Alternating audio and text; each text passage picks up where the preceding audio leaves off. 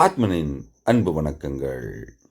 வேங்கை வயலில் பட்டியல் சமூக மக்கள் குடிக்கிற தண்ணி தொட்டியில் மலத்தை கலந்த விவகாரமாக அதே சமூகத்தை சேர்ந்த 3 பசங்களை இன்னைக்கு குற்றப்பத்திரிகை தாக்கல் செஞ்சு சிபிசிஐடி அறிக்கையை வெளியிட்டிருக்காங்க.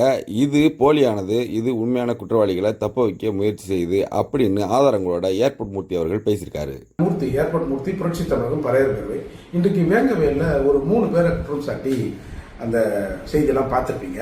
அதில் முரளி ராஜா பிசி, அவரோட அப்பா, அம்மா, மனைவி, பையன் 5 பேர் அதே ஊரில் தான் அந்த பீ தண்ணியை குடித்தாங்க.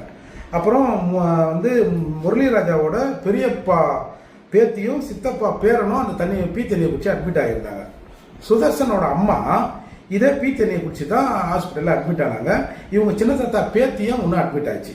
முத்துகிருஷ்ணன் வகைராவில் அப்பா, அம்மா, தங்கை, அண்ணன் முத்துக்குமார், அண்ணன் கண்ணதாசன், அண்ணி, தீபிகா, யாஷிகா, இந்த மாதிரி ஒரு 10 பேர் இருக்காங்க. இதில் தீபிகா மருத்துவமனையில் பீ தண்ணியை குடிச்சு அட்மிட் ஆகியிருந்தாங்க. இப்போ என்ன சொல்கிறாங்க, முத்தையா உண்டான பிரச்சனைகளை இவங்க பண்ணாங்கன்றாங்க. சொந்த அப்பா அம்மா பீ தண்ணியை குடிக்கிட்டோம் அப்படின்னு யாராவது இந்த ஈன செயலை செய்வாங்களா? ஆகவே இவங்க இன்னைக்கு ஒரு ஆடியோவை எல்லாரும் வெளியிடுறாங்க.